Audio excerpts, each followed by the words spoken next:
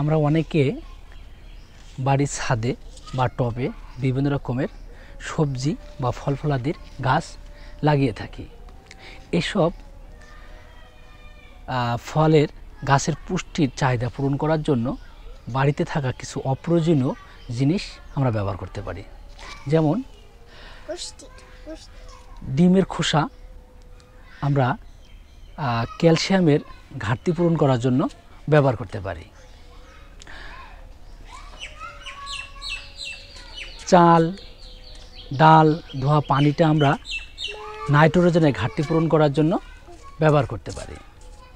এছাড়াও ভালো একটা উৎস হচ্ছে চায়ের যে লিগার, এই লিগার আমরা গাছের গোড়ায় দিলে এতে নাইট্রোজেনের ঘাটতি পূরণ হয়। পটাশিয়ামের ঘাটতি পূরণ করার জন্য আমরা কলার খোসা ব্যবহার করতে পারি। এছাড়াও